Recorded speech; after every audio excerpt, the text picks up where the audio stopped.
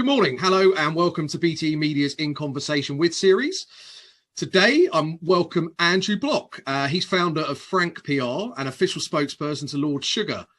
He's also advisory to many other companies, which we'll talk about in a minute. Good morning and welcome, Andrew. Good morning. Thank you for having me. How are you today? Okay. I'm good, thanks. You're good. So, Andrew, obviously, we will talk about Frank and obviously the success and how you built it. Define PR for me. Start with the easy question.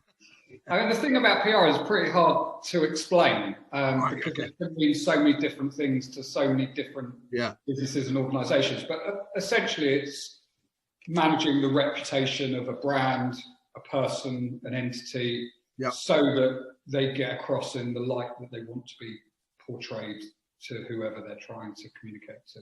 Okay. So it's more than just stunts and shining things on Houses of Parliament and all that sort of stuff. There's more. Yeah, I mean, that's one side of it. You know, it's a great part of it. It's a part that I've spent most of my career doing. But there's also, you know, corporate reputation. There's specialisms like healthcare, public affairs. So it's a really, really diverse industry, and that's why it's quite hard to explain, because you look at what one PR agency does versus another, and it's completely different. Sure, so it's quite a broad church, and I guess to draw a parallel to the events and exhibitions industry, because a lot of my viewers are from there. At the moment, we've had a challenge speaking to the government and lobbying the government about opening trade shows, and they seem to sort of lump everything into one, like events. So whether it's a trade show or a live event, and I guess PR, as you said, if you're trying to explain what it is, it's such a broad church, depending on who you're sort of looking after. Yeah, probably like the events industry, it's evolving and moving on all the time. So, you know, what PR is today is almost unrecognisable from the industry that I went into. Sure, and actually, let's get your views on that in a minute. So, obviously, we can't let you go and not have this conversation without talking about Frank. Sure. Obviously, you're involved in many different things. It'd be great if you could sort of summarise how it came about, and I guess why you think it was so successful, because obviously there's lots of PR agencies, right? And it'd be great to sort of understand what the secret of Frank's success. But if you can start sort of from where it began, that'd be great. Yeah. Okay. So, well, I think the secret of it to start off with is good work, and I think that is the fundamentals of any successful company. You do good work, and you will succeed. But to answer your question, sort of go back to the beginning, I started my career in PR at an agency called Lynn Frank, great consumer PR agency of its time. It was the agency that Absolutely Fabulous was based on, a crazy place to work and doing some amazing campaigns. That's where I met a guy called Graham Goodkind, who I know you've done an interview with recently. He was MD. To cut a long story short, we decided to set up an agency together. We called it Frank because we wanted it to reflect our values, which was about open, honest, no bullshit. And I think we realised that we didn't want to be doing just PR for the sake of PR. We wanted to create PR that got a reaction and got people talking. And we defined that as talkability. We trademarked and registered the word. And we set off working for brands and companies where we could do some really impactful PR that would get that kind of what an American would call the water cooler effect, or kind of talking about it in the back of a cab, the stuff that makes you sit up, take notice, cuts through the clutter of all the other commercial sort of messages that are out there and make people pay attention. And we just kind of built it bit by bit to the stage where it became a pretty significant agency representing some of the biggest and best known and best loved brands, I guess, in the world. Yeah. Really. It's been a great adventure, and I stepped back from Frank earlier on in this year, about May time, to take on a non-exec position. So I'm still sort of involved with the agency, but not on a day-to-day front. I felt like I just wanted to make a change and try something different. So that's sort of where I am today. Sure. And I've listened to various interviews, and correct me if I'm wrong, you sort of took the decision to join up with Graham quite early in your life and career. For 26, was that right?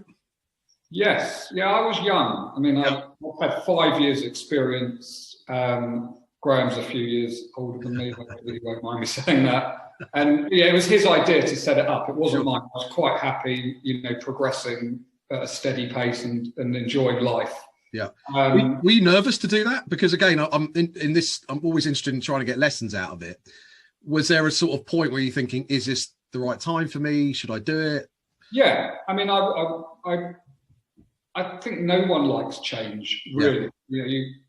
You worry. And my thought process, which I don't know if it's a bit perverse or not, I always just think, what's the worst thing that can happen? And I think through that process, and I thought through the process.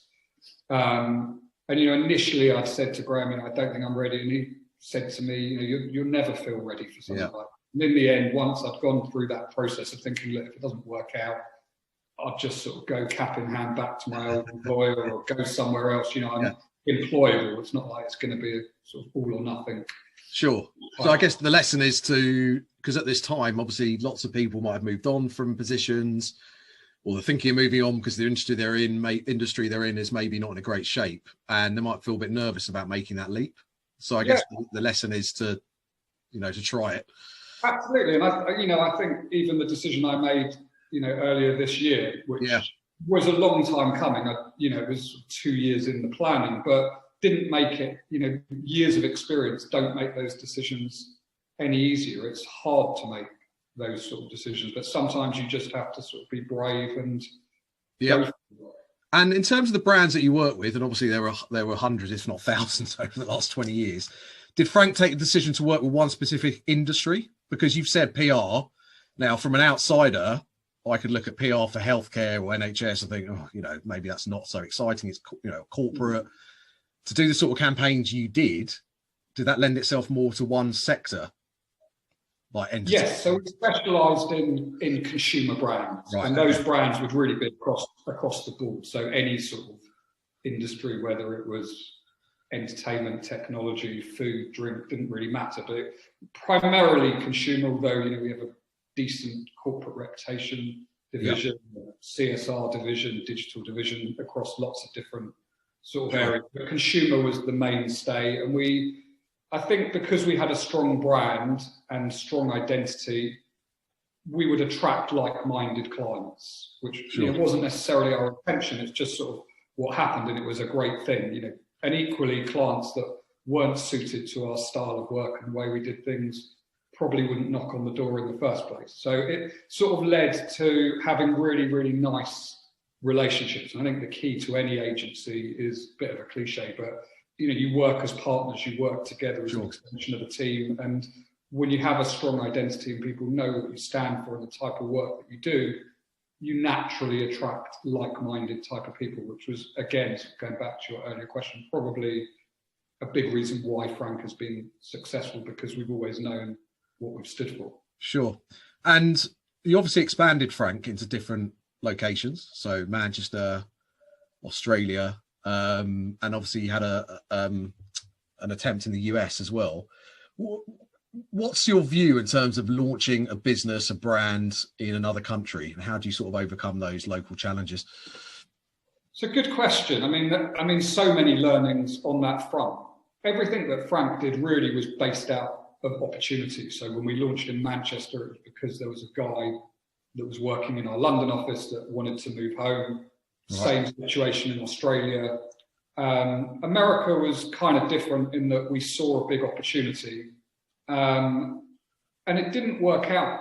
Primarily, it wasn't a situation where the business was losing money, and it was making a moderate amount of money and sort of, staying afloat. But actually, the biggest detriment to it was the distraction it caused to me and to the other sort of senior people involved. And actually, we realised, what are we doing? We're putting all our attention into this market. It's really, really hard work to make money, and we're doing okay. But actually, I don't know if you look at the opportunity cost, if you want to call it that, of the impact on London, which was, experiencing rapid growth and doing really, really well. We just couldn't give that the focus and attention it needed. And in the end, we made the decision to shut it down, which was tough. It's not, it was actually sort of the first time in my career I felt like a bit of a failure. I know it sounds stupid, but I haven't really failed significantly at anything. And then I realized, it's not a failure. It's actually, you have to make these sort of decisions, and it was the right thing to do for the business. Sure. And history is littered with companies coming from the UK trying to do all sorts of things in America, and maybe not getting the success that they thought they could get. I know, okay, this is a very wide question and there's lots of reasons, but why do you think so many companies have tried and not maybe made the success of it in America as they thought they would do? Yeah, I think, look, especially in the marketing services area, I remember when we launched, someone said to me, Madison Avenue is littered with the carcasses of dead ad agencies and marketing agencies. It's sort of stuck in my mind, and quite a sobering sort of comment. My view on it is it can work, obviously. With an agency like Frank, actually a lot of our work is very sort of culturally nuanced. It uses humor, it uses an understanding of, I guess, local and popular culture. And although Americans speak the same language as us, they speak an entirely different language at the same time. And our approach to doing things just sort of didn't resonate in the same way. Different media, different audience. The work that we were actually doing in America was pretty dull, bog standard PR. And that's not really, we can do it, but it's not what we specialize in. It's not what we enjoy. And that was my biggest learning. Just because someone speaks the same language doesn't mean that the way in which you can do stuff, will be received in the same way. And I think, had I sort of rewound the clock and done it in a different way, it either needed one of us to move out there full time, which none of us wanted to do because of the stage of our life, or it needed a local person that could just run the show. But it was pretty hard to do it from the other side of the pond. And yet you managed to do it in Australia. Yeah. Which is clearly well over the other side of the world. So yeah, because as far away as you can get. Is that because Australians and the English are sort of more similar in their characters?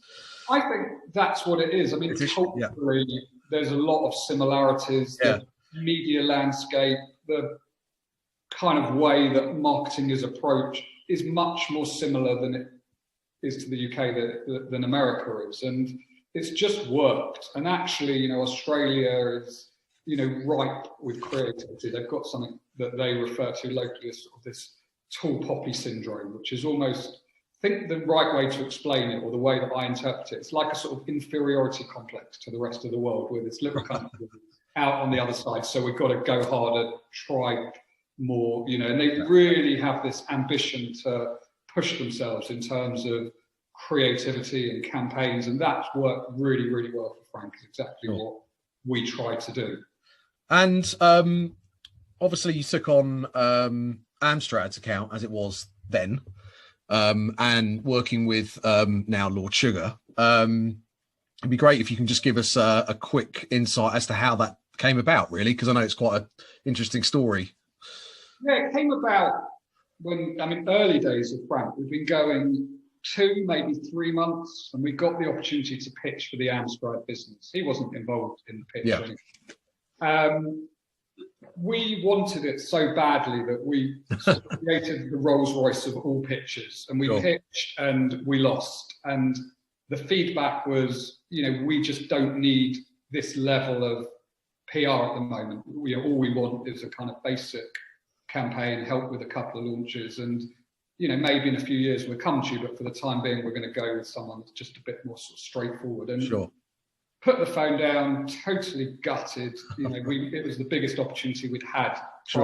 We were just working sort of friends and family that felt sorry for us, and picked up the phone. And probably the easiest way to describe it is we begged, and we sort of said, look, we wanted this so badly, probably like really, really overcompensated for that with what we presented. And of course we can do the basics. And they felt sorry for us, and they sort of gave us the business. And that was how my relationship with Lord Sugar started. And I didn't work with him closely to begin with. I'd sort of bump into him at product launches and exchange, a few words. But over time, he got to see the work we were doing. And I guess grew to trust us and respect us, and that's where it began. And that relationship has developed over the last 20 Sure. years to the point where, now I look after all of his affairs and everything that he does. Which I'm going to talk about in just 1 minute, but I guess that the lesson from that is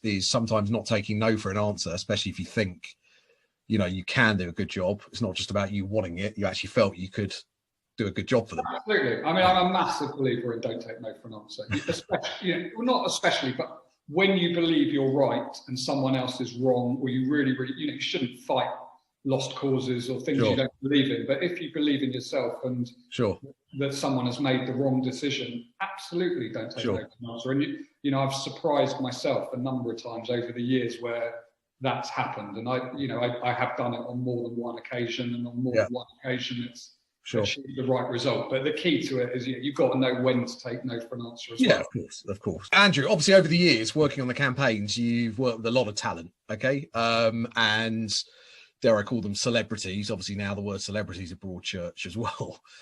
From the outside looking in, it can appear that managing talent can be very difficult depending on the individual. How do you do that? How do you keep that relationship going and make it also authentic? I think the relationship with talent is very different to when you have a relationship working with brands, in that, putting it simply, people have emotions and it's personal to them. They can be very sensitive to the amount of work they're getting, the media that they're receiving. You've got to really like someone and respect someone. I don't specialize in talent management. It's far too high maintenance for me, but I do work with a few talent. And, my definition of celebrity is when someone does have a talent or expertise in an area, like, as opposed to nothing wrong with it, I'm not knocking it, but I don't particularly enjoy working with sort of reality stars or influencers or people that are sort of famous for just being famous. But with Lord Sugar, obviously he's connected in the business world. I work with Ronnie O'Sullivan, who one of the most talented sports people on the planet.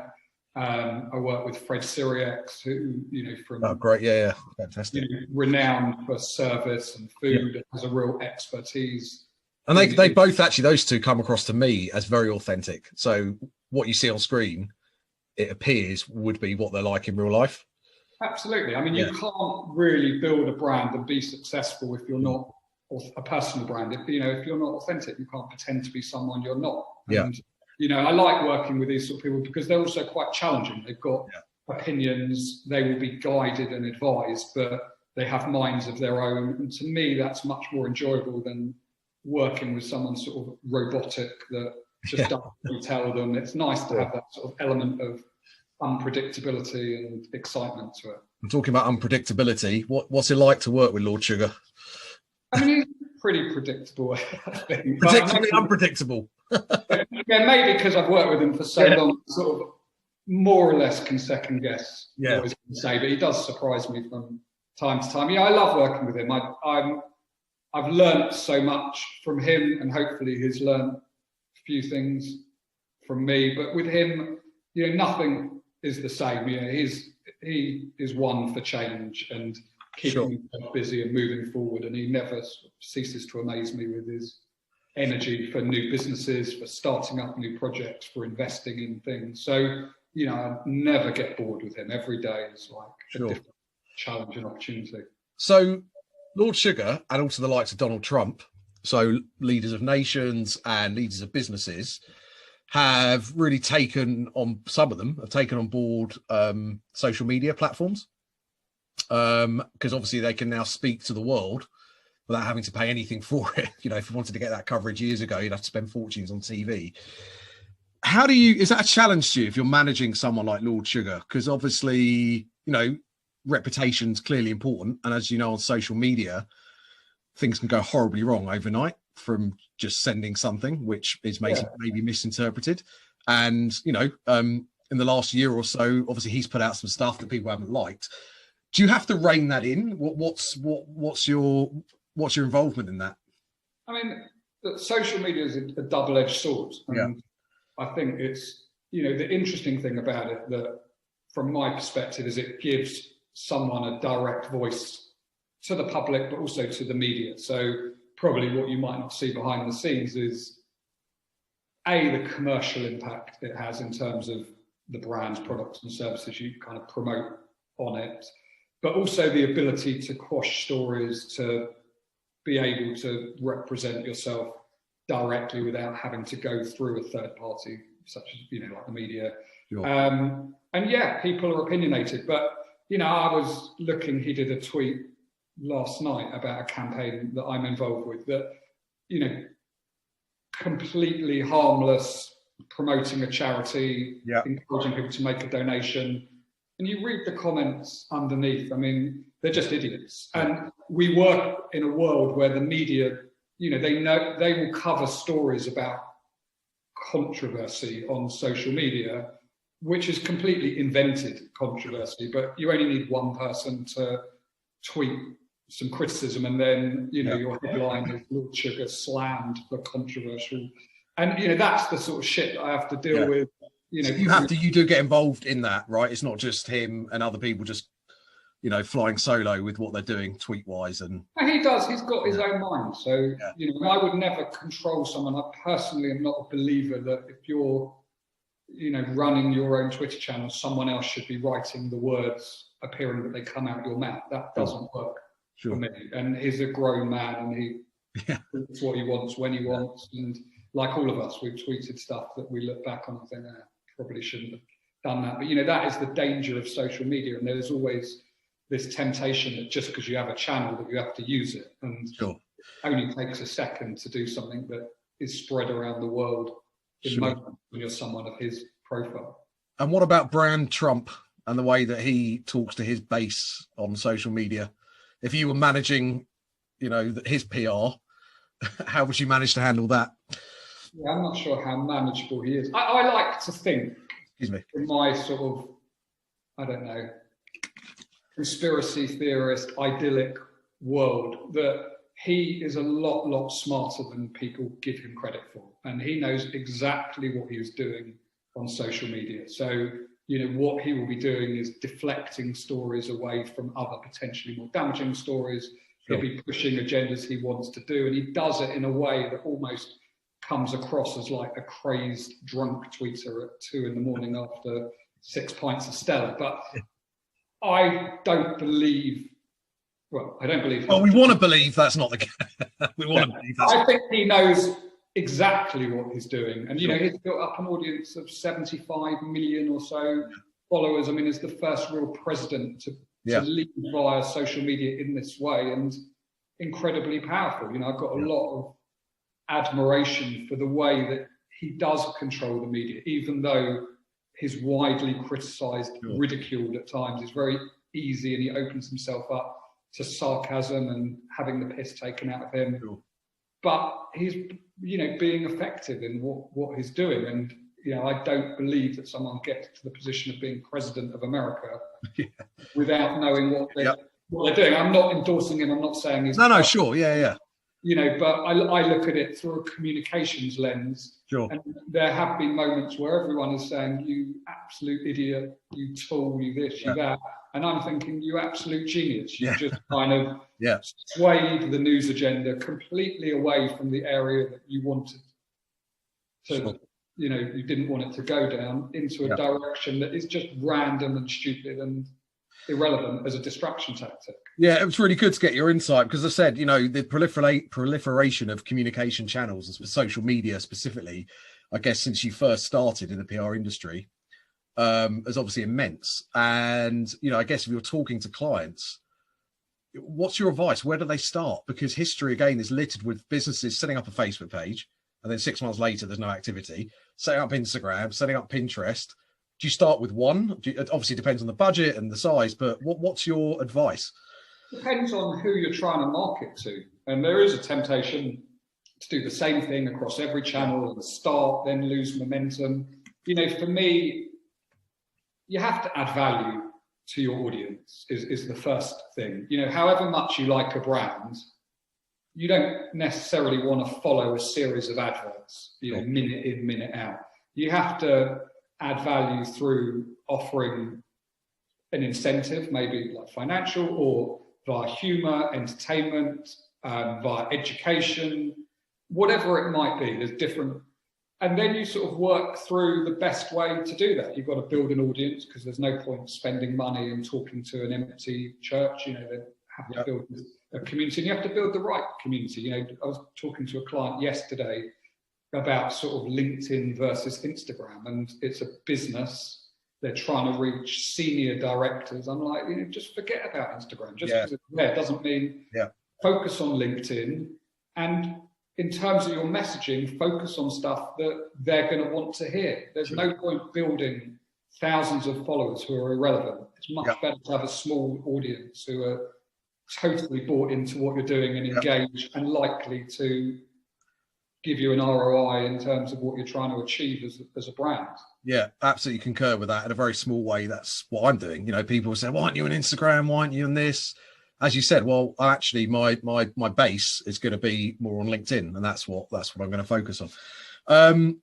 Talking about cut through generally on campaigns. I know you're involved in a campaign at the moment for a charity, which is why if you can hold your right hand up, that's your right hand, explain what that's all about.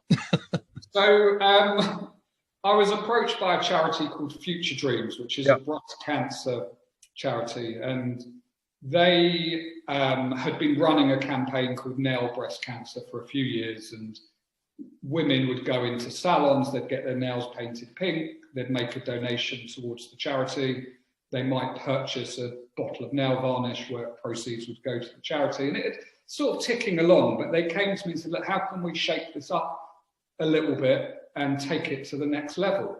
And I thought it through, and kind of said, look, people expect women to have their nails pink. If you saw your girlfriend or your wife or someone walking down the street with pink nails, you wouldn't even look twice at it. I said, why don't you get men to do it?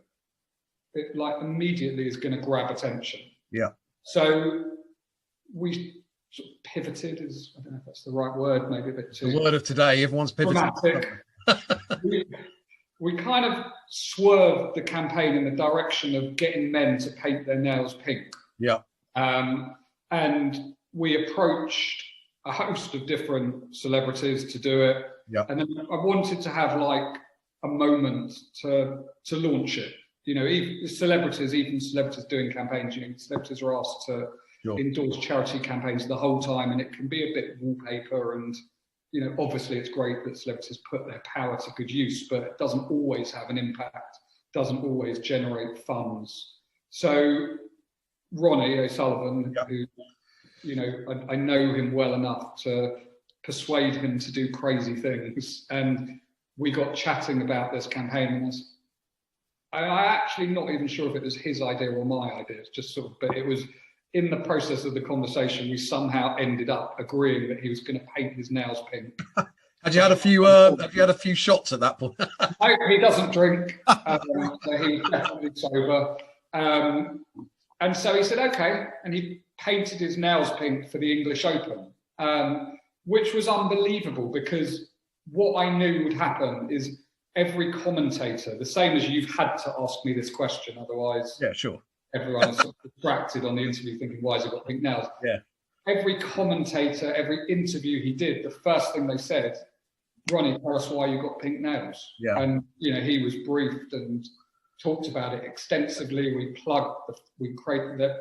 charity had a text number. You could text a number to donate an amount of money towards the charity. So, you know, I made him sort of memorize that number and repeat it back.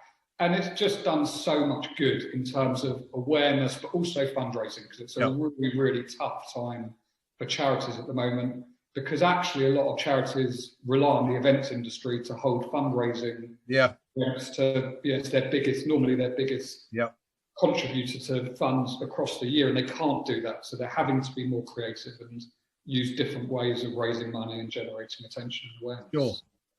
Fantastic. Thanks for that story about Ronnie. You mentioned events. Obviously, a lot of our audience are going to be from the events and exhibitions world. You mentioned charities, but also, I guess, clients that you've worked with and do work with have relied on events. And again, events is a broad church. What's your view on the role of events and the benefits they can bring for campaigns? Huge.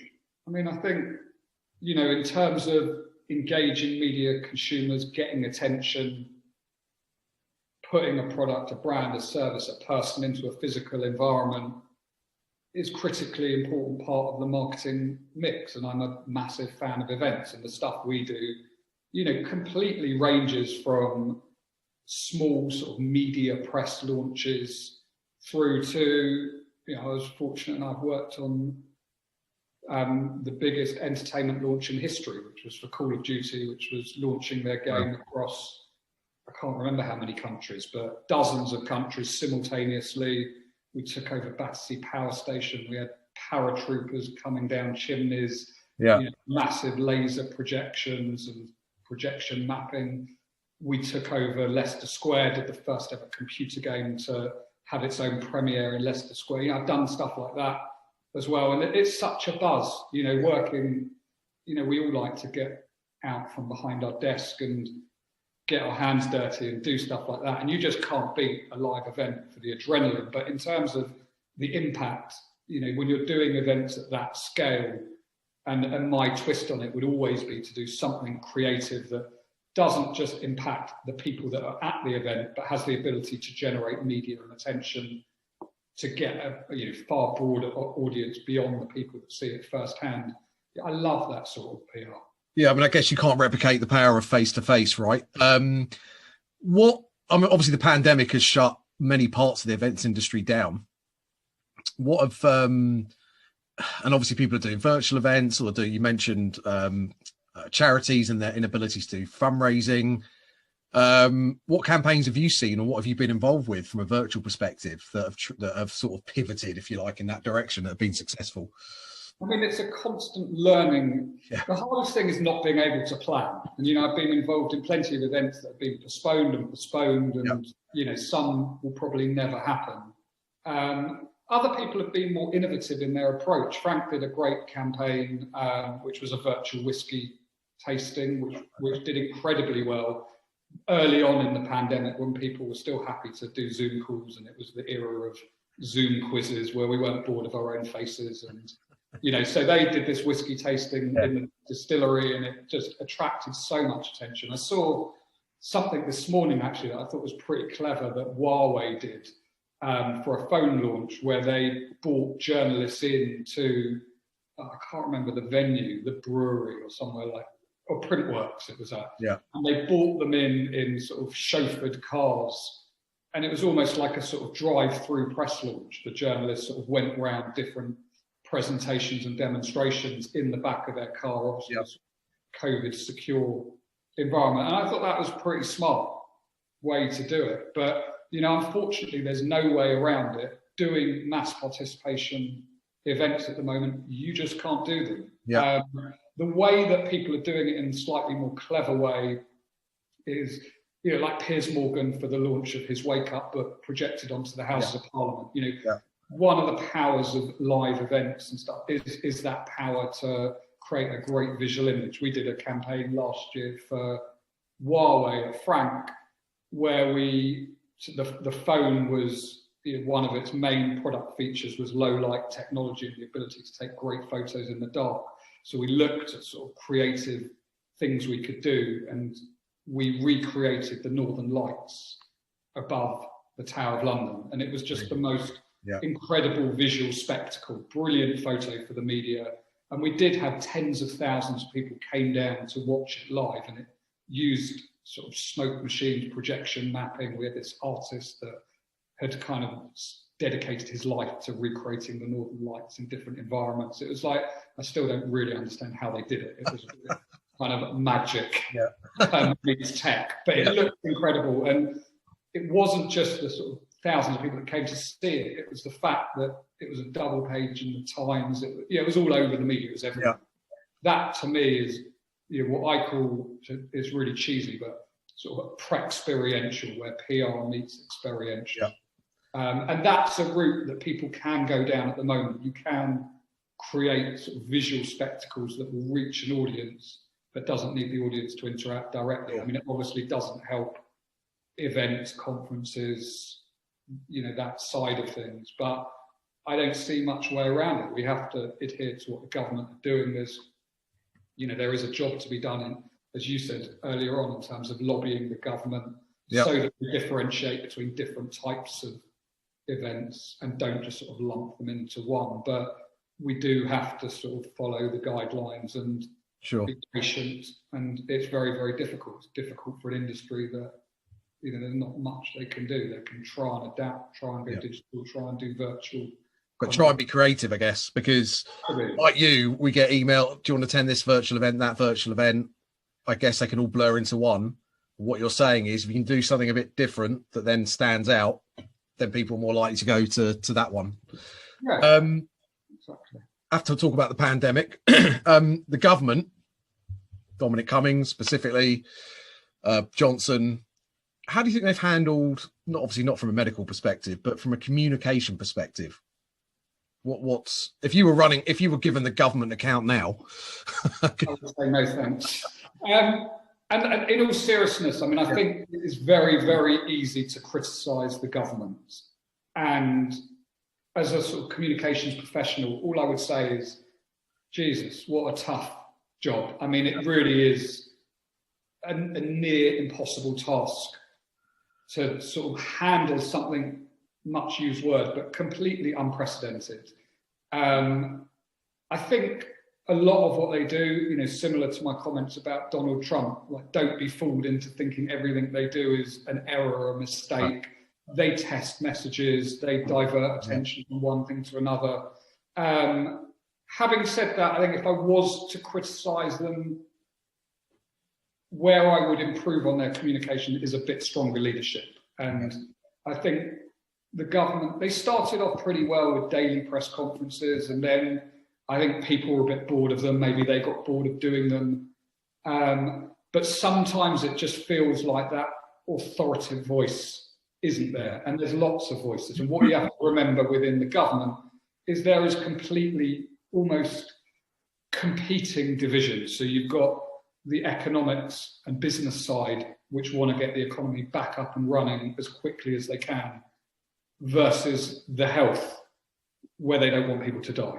Sure. And both are equally valid, and they have to find a place somewhere in the middle where we can try and keep the economy moving without damaging, the life risk that comes with this pandemic. And it's probably too simplistic to say, well, obviously life is important than the economy, or the economy is more important than life. They go hand in hand, clearly. Yeah. So, I don't envy their position. I think they could be clearer, they could be firmer, they have made mistakes, but personally, I don't believe anyone, any opposing party would have done a better job. I think they're doing the best they can in an unbelievably difficult situation, and it is just far too easy to look at them and say they're a shambles, they're useless. Sure, it could be better, but they're doing the best they can. I think they're learning all the time. Yes, they've made mistakes, but they're hopefully building on those mistakes. And I'm not saying this from any sort of political standpoint. I'm just saying it from the perspective of someone that understands the job that they're trying to do, or maybe doesn't understand it. Because I think, if I was to take that job, oh God, I mean, the most difficult job in the world at the moment. And it's a real no-win situation because no one is happy. No one likes this situation that we're in, but that's not their fault. They're trying to make the best out of an awful situation. Thank you. And finally on COVID, if you like, obviously there's lots of negatives, clearly. Can you pick one positive that's come out of this situation, whether that's for businesses or what you think for individuals, or what's happened in terms of inventing things that we spoke about? What any positivity that's come out of it?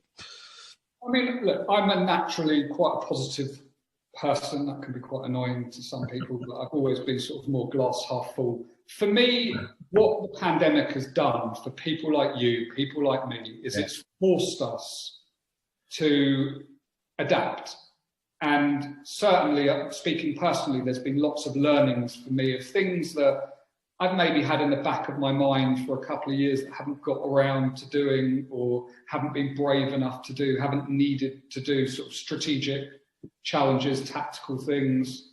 And what the pandemic has sort of forced me to do is to fast forward those and make some difficult decisions and changes that I perhaps wouldn't have done had the pandemic not been there. And for me, all I hope and aspire to is that where people have adapted their businesses, made changes, just like you have, you will come out of this stronger and in a better position than where you left off. And the great shame would be for anyone is if when the pandemic ends, which it will, we sort of go back to the old ways of doing things, the old ways we ran businesses, the old sort of methods of working behind a desk 9 to 5, Monday to Friday, all of these. And, you know, hopefully that we can take these learnings, and it's sped up creativity, it's sped up technological advancement, it's sped up the way we interact and do business. So for me, that's the positive, and the watch out is that we don't just revert into old habits and the ways we used to do things just because we can once again. And I don't think that will happen. I think as bad as everything may feel at times, generally there are positives to some respect for most people, that, and they will have made learnings and changed the way they do certain things so that they can go forward in a more positive way and build out of the pandemic as quickly as possible. Thank you. I think that's very interesting sort of insight, and I absolutely agree with those sentiments.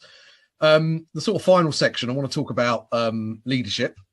Just got 2 or 3 questions. Obviously, you've run teams, you've built businesses, you're leading at the moment in advisory roles. What makes a good leader? Good question. I think. Let me think. Not even you. Not even like just generally. You know, from other people you've seen. You know, what are the commonalities, the traits that? So a good leader leads by example, and I don't think you can lead an organisation without putting across the values, the culture, the work ethic, the results that you want from the people that work for you, without demonstrating that yourself. Personally speaking, you know, my leadership style, I think I would probably summarize it as firm but fair. I've always run businesses and worked with organizations in a way that is very open and honest, sometimes having to give people the advice they don't want to hear. But I do believe to get the best out of people, you have to run things as a meritocracy. And that means that the people that are really exceeding and doing a great job will be rewarded for that. But in order to do that effectively, you also have to be pretty firm and clear with the people that aren't really going anywhere and aren't delivering, which can be tough. It's easy to be nice. Sure. It's not so easy to give the more difficult advice. But I think if you can create a leadership style where people know that if you're good enough, you're old enough, you know, you don't have to wait for someone to retire or die. Sure.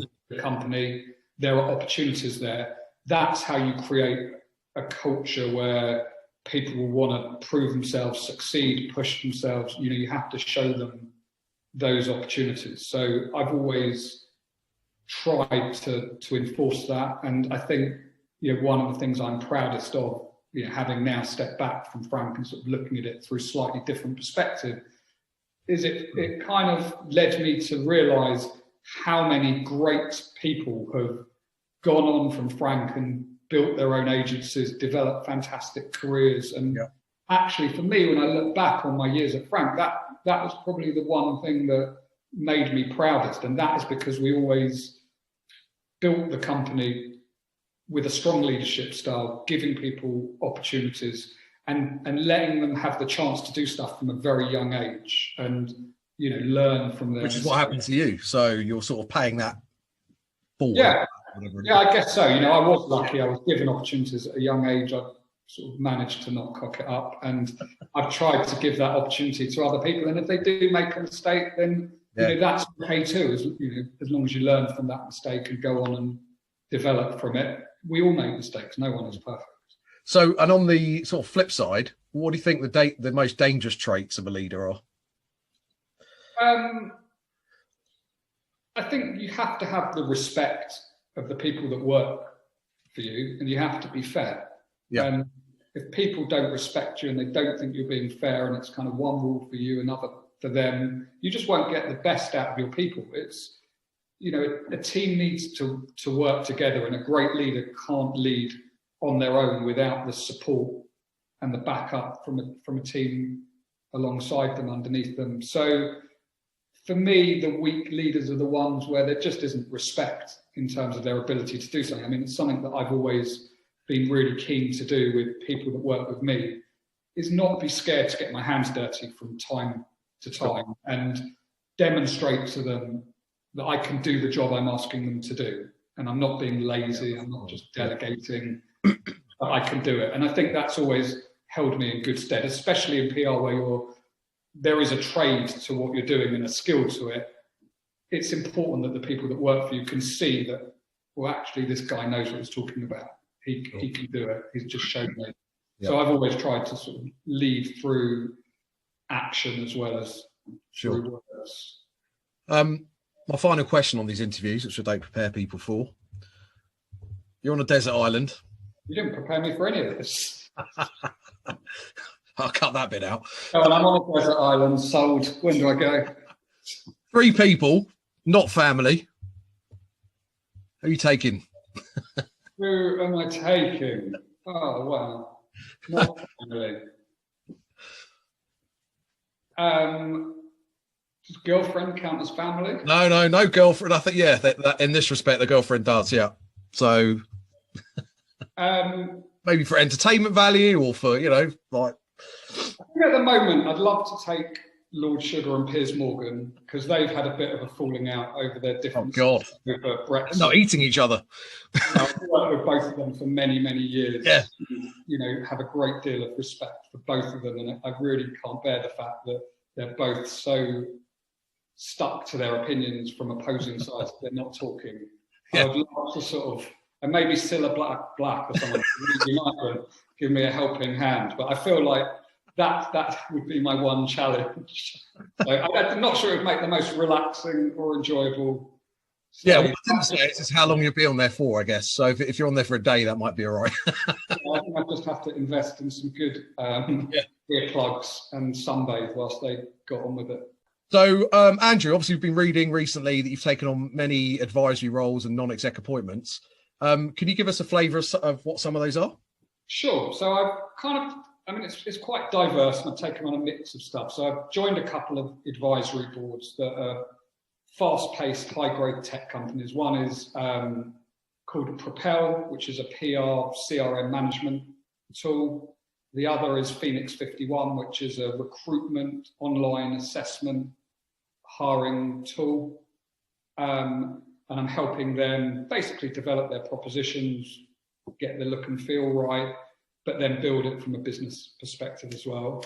I've got involved in mergers and acquisitions. So I'm working with a firm called PCB Partners. So on the sell side of their business, I'm working with the big management consultancies and holding companies to help them find off-market acquisitions in the marketing services area. And on the sell side, working with agencies who want to sell and help them find a buyer. I've just joined the AAR, which is one of the most respected intermediary agencies in the country, and I'm basically their partner on the PR side of their business. So it's helping match clients and agencies. So when there is a pitch, helping a client find the best agencies out there for their business. Yeah. And then I've been doing some of that sort of work on my own, so helping pair together clients and brands with agencies and vice versa, helping work with talent.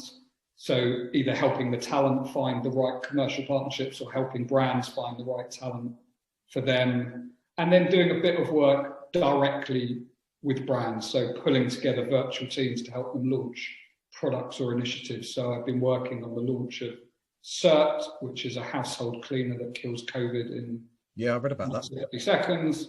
I'm about to launch an initiative with Tide Bank, which is a charity initiative that Karen Brady and the Federation of Small Businesses and the Daily Mail are involved with, and that is helping give funds to small businesses that are struggling during these times. And And then also doing some stuff in the charity sector. So I mentioned Future Dreams earlier, but I've also got involved with Big Community Records, which is a record label set up by the COO of Google, Craig Fenton, which is helping young Black kids from poor socioeconomic backgrounds get a break in the music industry. I've been working with the Prince's Trust on their business launch group panel, which is helping young people assess their business plans and make sure that they're viable entities to be invested in by the Prince's Trust. And then doing some mentoring for the School of Communication Arts and School of Marketing. And between all of that, that's sort of keeping me busy. I feel like I've taken your time when I shouldn't. You've got much more worthy projects to be working on. So it's safe to say, Andrew, that you're not retired. No, I mean, it is a change of pace, though. I know it sounds like a lot. Sounds like a change of pace. No, it's not. I mean, the difference is the one thing I didn't want to do was employ people and have all that headache. So I'm doing it on my own. I'm working with partners and pulling them in when I need them. You know, in a couple of hours, I'm going to spend the day with my kids, and I'll spend the day tomorrow with them, and we'll have some fun. You know, that's the beauty of doing stuff on your own. You can, you know, yes, I'll probably work at 11 at night to catch up on.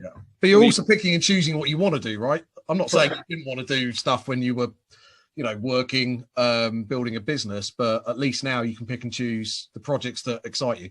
Really key for me. And actually, I've probably turned down a lot more than I've taken on, which, that was fundamental to me, to just do the stuff I know I can do a good job on and will enjoy, and not be scared to say no to some of the things that I didn't like the sound of, or I didn't have the capacity to do. You know, you have to be able to say no sometimes. Sure. Fantastic. Well, wish you the best of luck with all the initiatives. I'm sure we'll be reading about others that you'll probably be taking on in the coming months and years. Thank you so much. I'm conscious that it's dead on 10. Thank you. It's a pleasure.